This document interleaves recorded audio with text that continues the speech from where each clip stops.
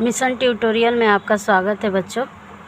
ये अष्टम श्रेणी, आप लोग तो बुक को पहचान गए होंगे। ये गणित प्रभा का बुक है, वेस्ट बंगाल बोर्ड का। आप ये मिश्रण चैप्टर देख सकते हैं यहाँ पे। इस पर ऑलरेडी मैंने इसका 2 वीडियो इस चैप्टर का सॉल्यूशन का 2 वीडियो आपको सॉल्व करके चैनल पे दिया हुआ है। ठीक है, यहाँ से आप लोग क्वेश्चन नंबर 1, 2, 3 और 4 का सॉल्यूशन ऑलरेडी मेरे चैनल पर दिया हुआ। और इस आगे जो हम क्वेश्चन नंबर 5, 6 और 7 सॉल्व करवाएंगे यहाँ पर इस वीडियो में, इसके डिस्क्रिप्शन बॉक्स में आपको क्वेश्चन नंबर 1, 2, 3, 4 का आपको वीडियो का लिंक मिल जाएगा। तो आज क्वेश्चन नंबर 4 तो हो गया है। यहाँ से क्वेश्चन नंबर 5 स्टार्ट करते हैं। तो चलिए इसको बोर्ड पे बनाते हैं। बोर्ड पर ये क्वेश्चन सेम टू सेम लिखा हुआ है, चलिए सॉल्व करते हैं। ये रहा हमारा क्वेश्चन नंबर 4। आप देख सकते हैं यहाँ लिखा हुआ है, एक प्रकार के जर्मन सिल्वर में तांबा एक तो प्रकार का आपका जर्मन सिल्वर है, उसमें तांबा, जस्ता और निकेल का अनुपात दिया हुआ है 4:3:2, यानी 4:3:2। ठीक है, तो इस प्रकार के 54 किलोग्राम जर्मन सिल्वर में कितना किलोग्राम जस्ता मिलाया जाए कि तीनों के परिमाण का अनुपात 6:5:3 हो जाएगा, बताओ। ये आपका ठीक क्वेश्चन नंबर 1 के जैसा है, लेकिन यहाँ पे आपको 3 ठो चीज़ दे दिया हुआ। ठीक है, तो हम सेम वैसे ही बनाएंगे। लिखेंगे कुल जर्मन सिल्वर का परिमाण। कुल जर्मन सिल्वर का परिमाण कितना दिया हुआ है? 54 किलोग्राम। ठीक है, और इस जर्मन सिल्वर में आपको इस जर्मन सिल्वर में तांबा, जस्ता और निकेल का अनुपात कितना दिया हुआ है? निकेल का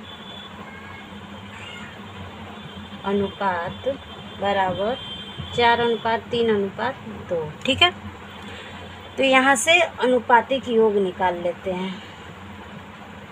अनुपातिक योग बराबर 4 + 3 + 2 आ जाएगा आपका 9। ठीक है, तो यहाँ अनुपातिक योग निकल गया। तो आप तो जानते हैं क्या करना है। तांबा, पहले तांबा दिया हुआ है तो तांबा की मात्रा निकाल लेते हैं।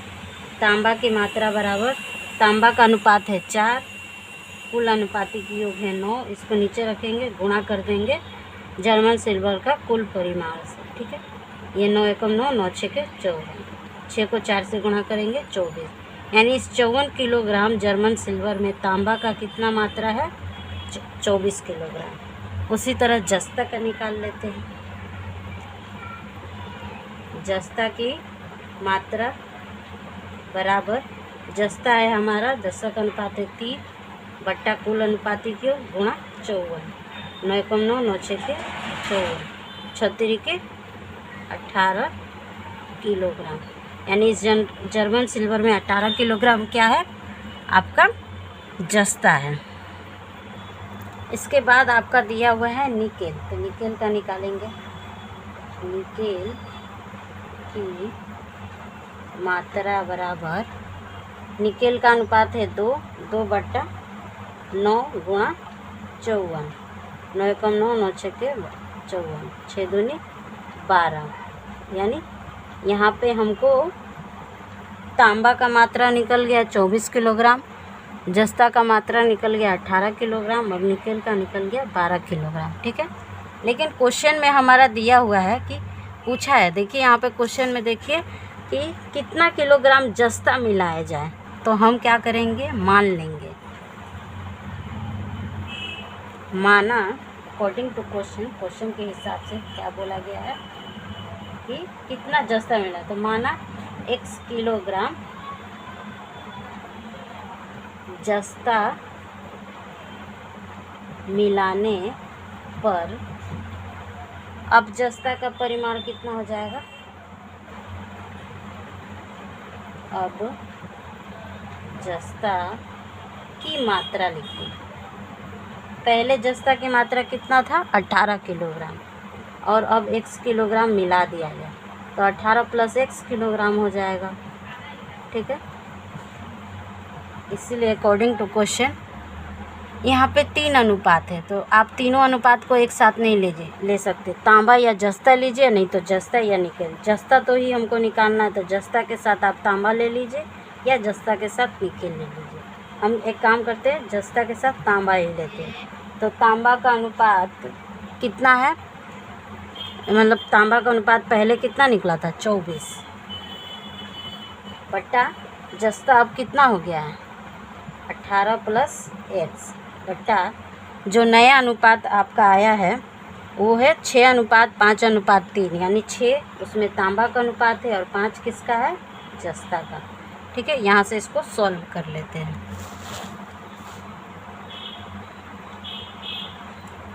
ये आपको 6 से गुणा कर दीजिए 18 को, x का वैल्यू निकालना है इसलिए x को इसी साइड रखिए, तो 108 आ जाएगा। x से गुणा हो जाएगा 6 को तो 6x, और 24 को 5 से गुणा कीजिएगा 120। ठीक है, यहाँ से 6x को यहीं रखिए, 108 को राइट हैंड साइड में भेज दीजिए बराबर के इस तरह, तो -108 हो जाएगा। ठीक है, 6x बराबर 120 में से 108 घटाएंगे तो 12 आएगा, बाकी को इधर कर देंगे। x बराबर 12/6 गुणा में है, आपका यहाँ पे क्या आ जाएगा? भागा में। 6 × 6 6 दूनी 12, इसलिए x बराबर कितना आया? 2 किलोग्राम। यानी x किसको माना गया था? जस्ता जो मिलाया गया है, यहाँ पे जस्ता कितना मिलाया गया है? x का वैल्यू निकल गया 2 किलोग्राम। यही हमारा आंसर होगा। इसके बाद हम क्वेश्चन नंबर 6 सॉल्व करते हैं।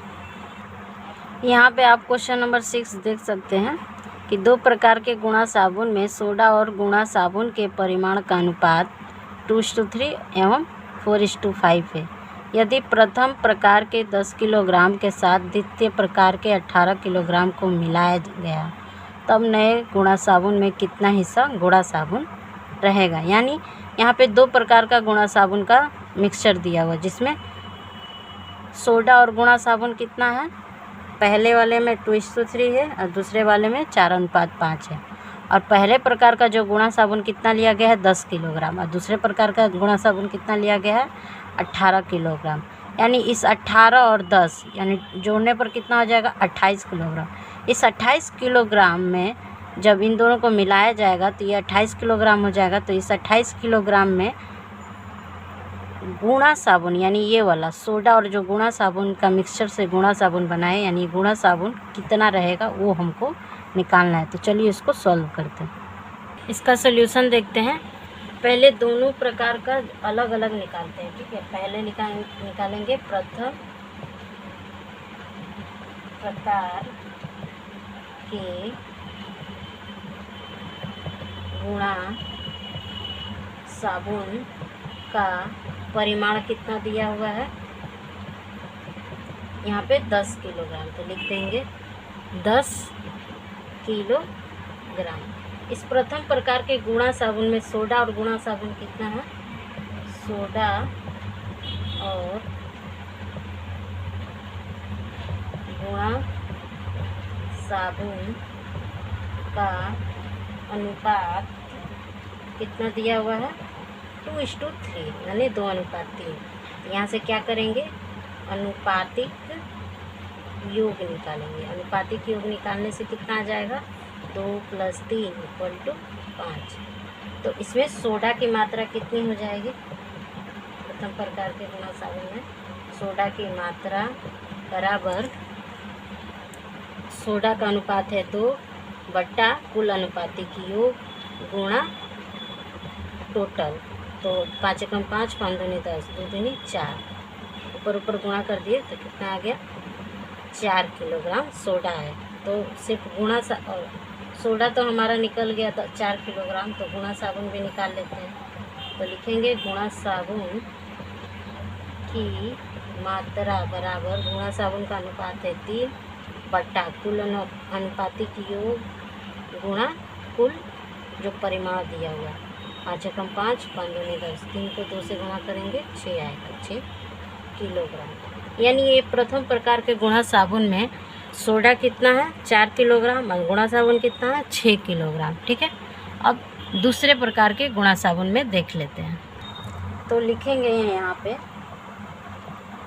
दूसरे प्रकार के गुणा साबुन का परिमाण। दूसरे प्रकार के गुणा साबुन का परिमाण था 18 किलोग्राम। ठीक है, इसमें सोडा और साबुन का अनुपात कितना है? सोडा और गुणा साबुन का अनुपात,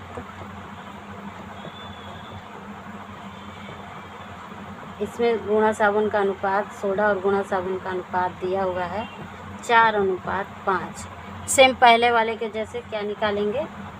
अनुपातिक योग। अनुपातिक योग निकालने से कितना हो जाएगा? 4 + 5 = 9। ठीक है, तो यहाँ से सोडा की मात्रा निकाल लेते हैं। सोडा की मात्रा बराबर, सोडा का अनुपात है 4 बट्टा कुल अनुपातिक योग गुणा टोटल गुणा साबुन। ठीक है, 9 एकम 9, 9 दूनी 18, 4 दूनी ऊपर ऊपर गुणा कर दें, 4 दूनी 8 किलोग्राम, यानी 18 किलोग्राम गुणा साबुन में 8 किलोग्राम क्या है? सोडा है। और गुणा साबुन का मात्रा निकाल लेते हैं। गुणा साबुन की मात्रा बराबर, गुणा साबुन का अनुपात 5 है, 5 बटा कुल अनुपातिक योग गुणा 18, 9 एकम 9, 9 दूनी 18, 5 दूनी 10 किलोग्राम। ठीक है, अब इसके बाद आगे का प्रोसेस करते हैं। अब यहाँ पे क्या करेंगे? पहले निकालेंगे कि जो दोनों प्रकार का 10 किलोग्राम और 18 किलोग्राम गुणा साबुन का परिमाण था, मिलाने पर कितना बन जाता है। तो लिखेंगे दोनों प्रकार के गुणा साबुन को मिलाने पर नए गुणा साबुन का परिमाण कितना हो जाएगा? नए गुणा साबुन का कुल परिमाण लिखना। कुल परिमाण हो जाएगा, पहले का था 10, दूसरे का है 18, 10 + 18 28 किलोग्राम। ठीक है, और दोनों प्रकार का जो गुणा साबुन हम लोगों ने सॉल्व किया है, उसमें देखिए यहाँ पे आप देख सकते हैं, पहले प्रकार के गुणा साबुन की में गुणा साबुन कितना था? 6 किलोग्राम। ठीक है, और दूसरे प्रकार का गुणा साबुन में गुणा साबुन की मात्रा कितना है? 10 किलोग्राम। तो इन दोनों को जोड़ लेते हैं। तो लिखेंगे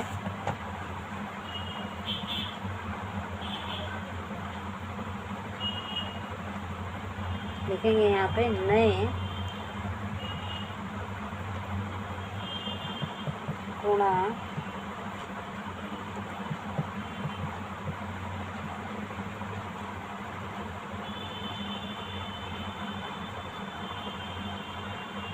नए गुणा साबुन की कुल मात्रा बराबर 6 + 10, तो कितना हो जाएगा?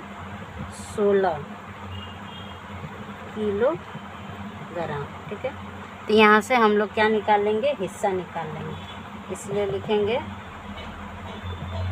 नए गुणा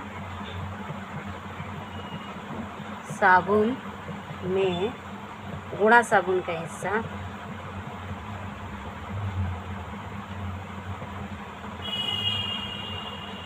बराबर, ये आपका नए टोटल गुणा साबुन है 28, और इसमें सिर्फ गुणा साबुन की मात्रा कितना है? 16। इसको काट कर छोटा कर लेते हैं, 4 से काट लेते हैं, 4 चौके 16, 4 सत्ते 28, यानी 4/7 हिस्सा क्या है, दोनों प्रकार के गुणा साबुन में 4/7 हिस्सा सिर्फ गुणा साबुन।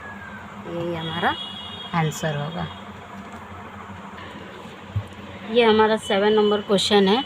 2 समान आयतन वाले पात्र में क्रमशः 1/3 और 1/4 हिस्से में फल का रस था, ठीक है, और दोनों पात्र के खाली हिस्सों को जल से भरकर एक पात्र में डाल दिया गया, ठीक है।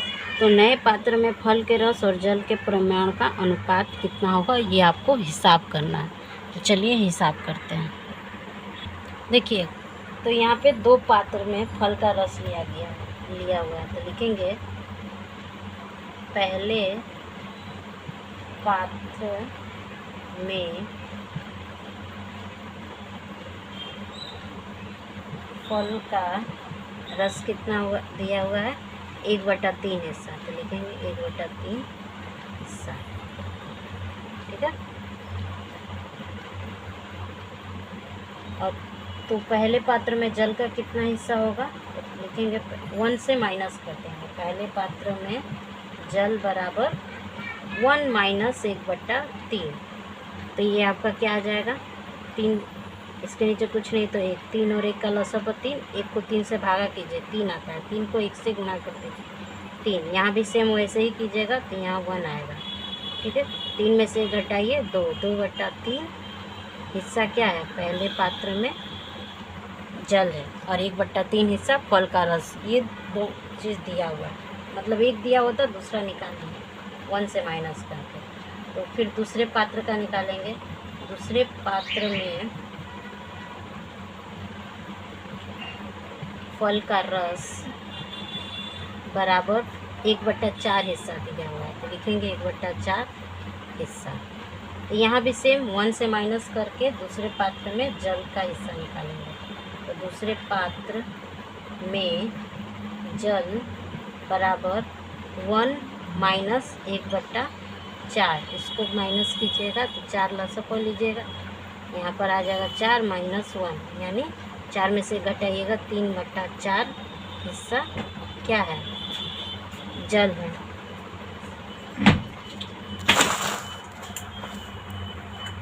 इसके बाद अब इस नए पात्र में फल के रस का परिमाण टोटल कर लेंगे, ठीक है। पहले वाले में कितना आया था, फल का रस 1/3 था, और दूसरे वाले में 1/4 है। तो दोनों को जोड़ लेंगे। 1/3 और 1/4 जोड़ने से कितना हो जाएगा, ये हो जाएगा, यहाँ पे आएगा 4, और यहाँ पे 4 को भागा दीजिएगा, 12 से 3 बार में जाएगा, 3 को 1 से गुणा कर दीजिए तो 3, यानी 7/12 भाग क्या आएगा, नए पात्र में फल का रस आएगा। अब नए पात्र में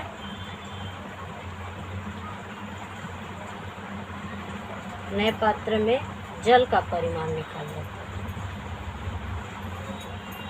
नए पात्र में जल का परिमाण, नए पात्र में जल आपका आया था पहले वाले में 2/3 और दूसरे वाले में आया था 3/4। इन दोनों को जोड़ लेते हैं। बटा वाला जोड़ तो आता ही होगा, 3 और 4 का लसागु 12। इसको क्या करते हैं, इससे भागा करते हैं, तो 4 बार में जाएगा। जो भी आता है आंसर उसको ऊपर वाले से गुणा करते हैं। तो 4 आया हमारा, 4 को 2 से गुणा कर देंगे 8। इसको करेंगे तो 3 आएगा, 3 तरीके 9, 9 और 8 जोड़ेंगे तो कितना आएगा, 17/12, ठीक है। तो यहाँ से हम लास्ट आपका स्टेप कर लेते हैं। इसलिए नए पात्र में फल का रस, अनुपात पूछा था ना, फल का रस और